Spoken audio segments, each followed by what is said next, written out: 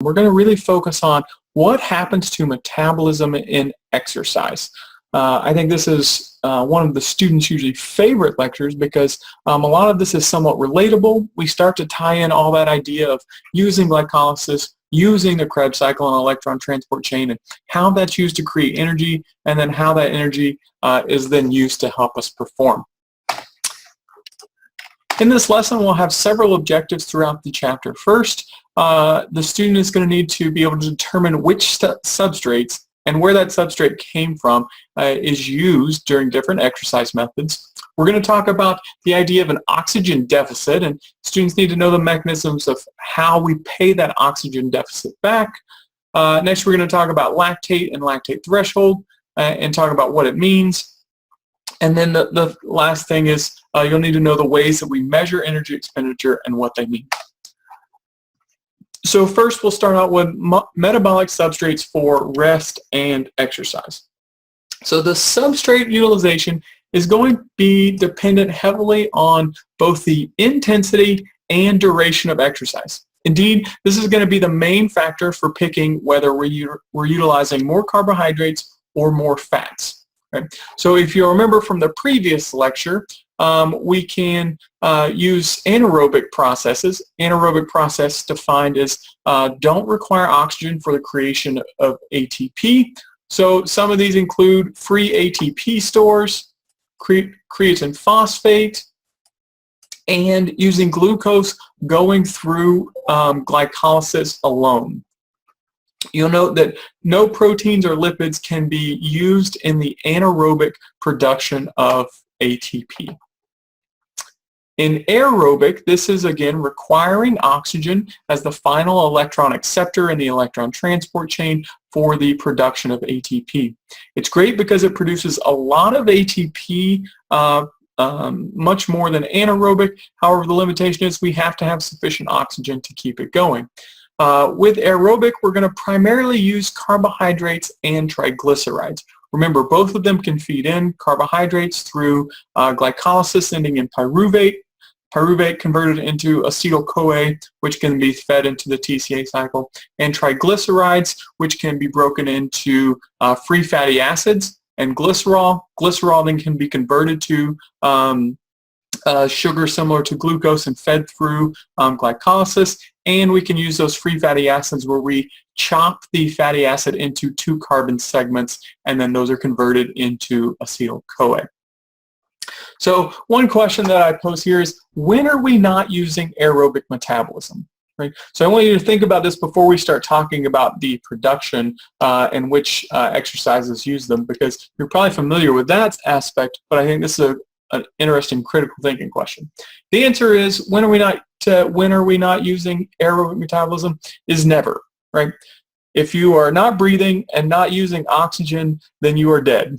Right? So at some point, at all points in time, we are using aerobic metabolism, even if it's just a tiny amount. Right? We always have oxygen in the system, therefore aerobic systems are always generating. So I think this is an important concept, and I hope it doesn't confuse you, but I want you to think of this kind of as this continuum that, you know, even when we're never really relying only on anaerobic metabolism, right? At all points in time, pyruvate is getting turned into acetyl-CoA and shuttled into the mitochondrial for breakdown. Right? It just becomes, when does that become rate limiting, and when do we say, okay, we're not producing enough ATP from aerobic substrates, so we have to really boost our production, and the quickest and fastest way that we can do that is using these anaerobic pathways, which are much, much quicker than the aerobic pathways. Why is it quicker? Simply because of the number of steps, right? Free ATP, already there. Phosphocreatine, 1 step. Creatine kinase is all that's needed, 1 enzyme. Glycolysis is a 10-step process, so there's some steps in there, so that's why it's kind of the second or third fastest if you consider free ATP. And last but not least, we have aerobic, right? We have the entire Krebs cycle. We have all those pumpings of protons and electrons down the electron transport chain. It just takes a long time for that to gear up, and so you can imagine that's why. So let's take a look at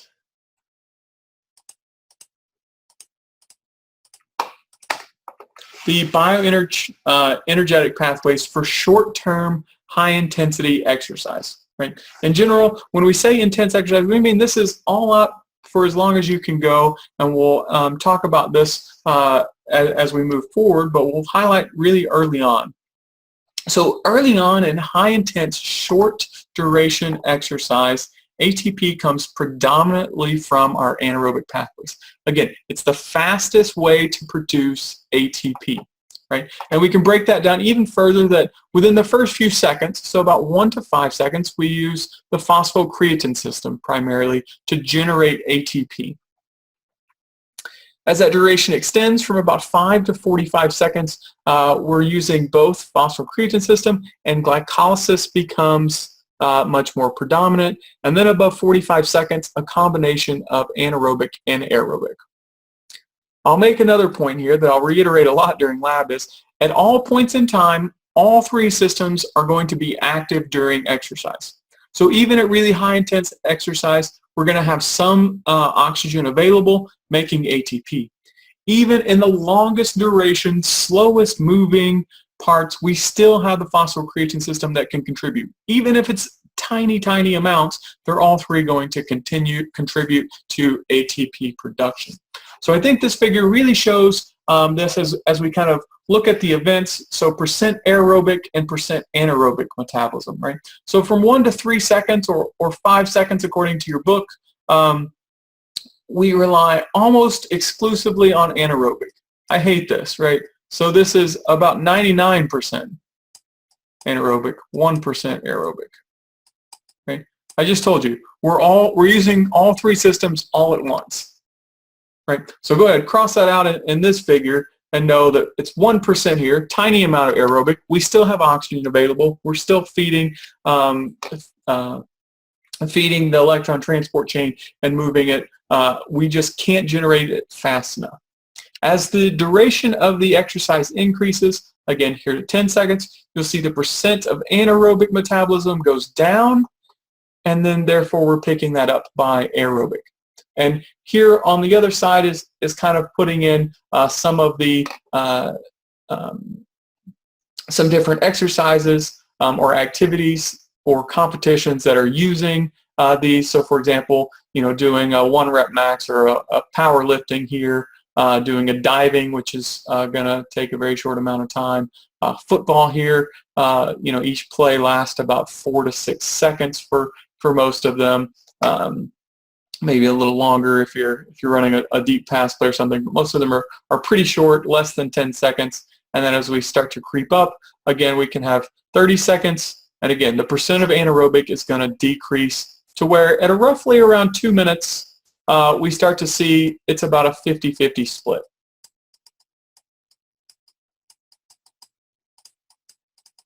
Okay. So about exercise intensity, about 2 minutes, about 50-50 anaerobic and aerobic is when they start to really take over. And then beyond 2 minutes, aerobic is our predominant source of ATP production. And again, I'm going to make one more correction here. This is 99% here and 1% here, or maybe even less. But maybe tiny, but it's still taking place. And again, these are really long events. So again, just to kind of summarize, there's a gradual shift from one energy system to the next. Anaerobic at the beginning, aerobic during longer duration exercises. So this is good for knowing, which system you need to train. So if you're in one of these, you need to really focus on anaerobic systems, where if you're doing something like a marathon or 2-mile run or even a 1-mile run, you need to work on aerobic systems.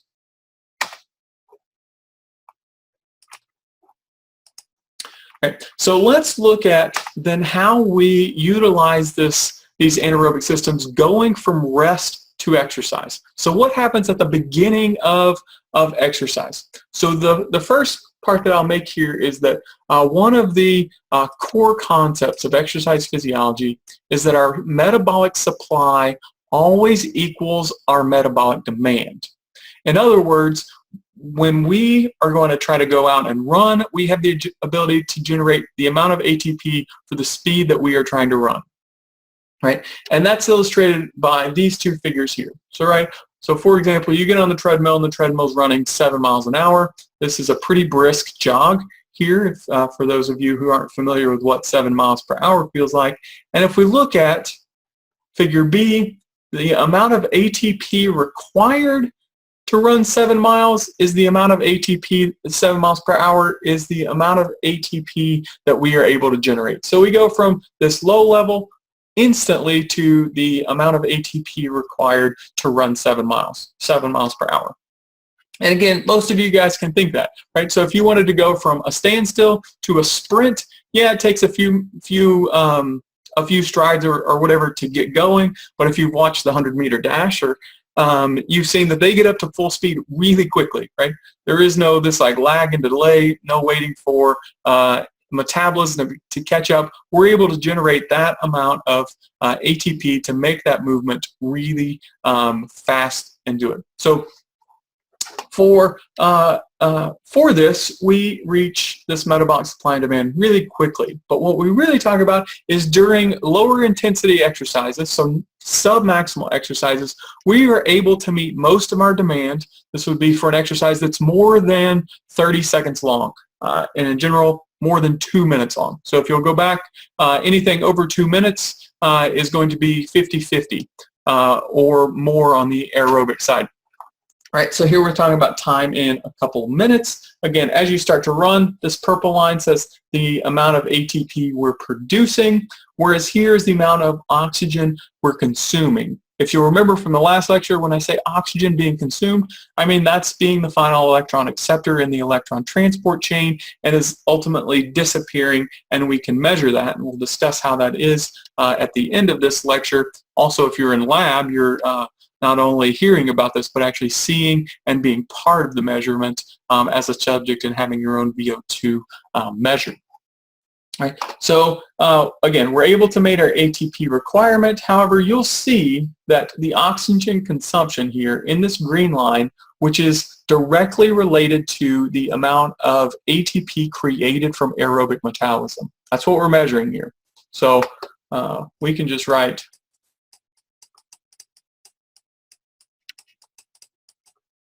aerobic ATP production.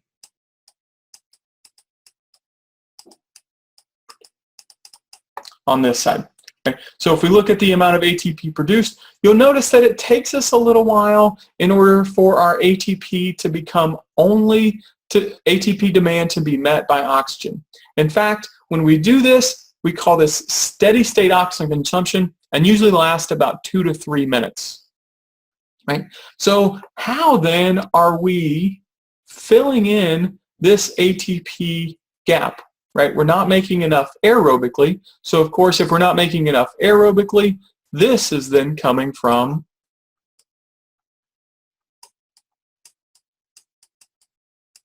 anaerobic metabolism. So that fills in that gap early on so that we can maintain the requirement for whatever the exercise that we are doing. So let's take a look at this again by percentages of aerobic and anaerobic energy contributions by race speed, and kind of show early on that as the time of that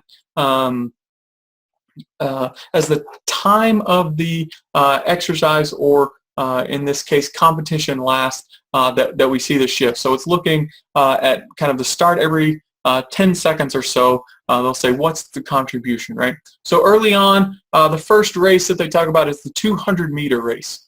So this is going to take anywhere from 20 to 30 seconds, depending on the speed. So, Michael Johnson ran it in, 19 or so seconds. Most people aren't running it that fast, but 20 to 30 seconds here. So what's happening again at the very beginning? We're meeting so much of that demand by anaerobic metabolism. It's the quickest, fastest way to generate a lot of ATP. Right, 200 meters or all-out sprint at the beginning. We meet that by using mostly anaerobic because it's fast. Minimal steps to create ATP. And then as you can see, we already start to begin the transition here. So that at 20 seconds, again, aerobic metabolism is taking up about 30% of the ATP production load, and anaerobic is falling, but still you would consider this a very anaerobic sport, right? It is still the predominant during the race. If we then move to the 400 meters, this is a really beautiful curve. Again, starts out in a near full sprint. These guys are moving really quickly, especially if you're talking about Olympic caliber runners. Anaerobic, providing a huge amount of ATP production here 10 seconds into the race, and you'll see the slope as it slowly falls, and ATP from aerobic slowly increases. Right? Following exactly that pattern of earlier, but because we're not out to that 2 or 3 minutes, right? Our aerobic isn't able to fully meet that demand, and so we are requiring the anaerobic systems. You'll see here that our steady state in the 800 meters is actually met. So an 800 meter usually lasts, give or take, about 2 minutes. Faster if it's Olympic sprinters, but we'll say this is about a 2-minute exercise. One thing that you'll note, again, that same pattern, aerobic really fast in that rest to transition, and then it slowly falls, whereas aerobic metabolism slowly starts to catch up, and we're able to essentially increase the rate of production from aerobic metabolism and reach steady state usually a couple minutes in. And the 1500, I'll make this point also. The 800 meters, since this is still a pretty good sprint, we're still requiring lots of ATP, and so you'll see that there is still a pretty decent anaerobic amount of energy produced during this race. In the 1500 meters, again, this is a mostly aerobic, so early on you'll see 10 seconds anaerobic, and then it slowly falls. And again, all of these figures highlight the idea that we're using all systems, both aerobic and anaerobic, at the same time. So why can't we use aerobic immediately, right? So why can't, if I wanted to just start out to run, aerobic is producing the most ATP, right? We're getting a net of 32 ATP using glucose through that, or using fats, right? That's 16 carbon. We were getting a net of 98 in a 12 carbon molecule from the last lecture, right? So that's way better than the net 2 that we get from glycolysis. So of course it would make sense if we wanted to get the most ATP. Why don't we do that? But why do we need these anaerobic systems early on? So there's a couple of reasons why. The first is the idea that there's an adequate oxygen supply to muscles at the onset of exercise, right? It takes us a little bit of time to get blood flow to increase, right? So if mitochondria don't have enough oxygen, note I didn't say they don't have any, I just say they don't have enough, right? So pyruvate is trying to get into the cell. It would love to go through the Krebs cycle, love to produce NADH, FADH, shuttle those to the electron transport chain, and have oxygen act as the final electron acceptor. However, if we don't have this abundance of oxygen, that process comes to a slower rate than what we need, right? And our mitochondria are kind of like waiting on us, and our brain is trying to adjust the cardiovascular system to get blood flow, which is carrying oxygen to it as quickly as possible. Those adaptations will be talked about in the next unit, Unit 3, cardiovascular system and the adaptations to exercise. Right? So therefore, this is restricting aerobic ATP, and even may be true at very high intensity exercise. The second is the idea that there may be a delay in the stimuli to fully activate oxidative phosphorylation. This is the idea of inertia of metabolism, and is very, very true. So when we talked in the last module, I mentioned one of the things that you need to think about and know during the idea of the Krebs cycle is that these enzymes, there's certain ones that are controllable. And the same for phosphofructokinase. It's a rate-limiting enzyme because we can control it to increase the rate, right? So how do we actually control and increase the rate? Well, this is actually a feed-forward mechanism. This is a positive feedback mechanism, right? So what happens is the products that are produced during exercise, right? So in exercise, we are churning a lot of ATP in that cross-bridge cycling that we talked about in the first unit. We're just churning ATP, using it like crazy, making ADP. In your discussion, you guys are looking for how we can then convert when ADP is used to make AMP, and you'll see the reason that I have that is because AMP is actually one of the most predominant stimulators of metabolism. So as we start to ramp up our muscle contractions, start to produce ADP and AMP, what we're going to do is we're going to cause a positive feedback system on these enzymes. So ADP will stimulate faster actions of creatine kinase, faster reactions of phosphofructose kinase, and faster action of isocitrate dehydrogenase, which is the rate-limiting enzyme in the Krebs cycle, and it will also work on cytochrome C. So AMP and ADP are both very potent stimulators. Another one is calcium, right? And you go, why is calcium such a potent stimulator of the Krebs cycle? That's because calcium is being released by the SR and binding true to troponin C, right? It's in the muscle cell, in and around mitochondria, and so the mitochondria then sense that as if there's calcium flux coming out and being inside the cell, the mitochondria sense that, knowing that the muscles are contracting, and therefore they start to ramp up aerobic metabolism. We also have a change in pH, which I think is good. So an increase in pH will increase glycolysis as well, and we'll see that a little bit later. Right. So then, what are some inhibitors? What kind of molecules do you think would say, okay, slow down, slow down? One would, of course, be the obvious is if we have ATP, if we have lots and lots of ATP, we don't need these systems kind of running at full force, right? So that's one. A decrease in pH. If we have an excess of NADH, you remember that this will essentially stop the Krebs cycle. Why is it stopping the Krebs cycle? Because NADH isn't available to be created. If we have too much NADH, we can't oxidize NAD into NADH, and so it will just stop the entire cycle. That way we aren't feeding pyruvate into it and wasting that molecule. Right. So again, the idea of inertia of metabolism. So as we start to metabolize, as we start to break these down, we get these powerful stimuli, which then are a positive feedback and ramp the system up and get it going and make it go faster and faster and faster. And that way, as that takes a couple minutes to get to maximal rate, and we can then reach maximal exercise or maximal aerobic metabolism to meet demand. All right, so that'll end it for this lecture. Next, we're going to come in and talk about actually the oxygen deficit and debt that are paid during exercise at the beginning and at the end of exercise, since we just finished up what happens within exercise.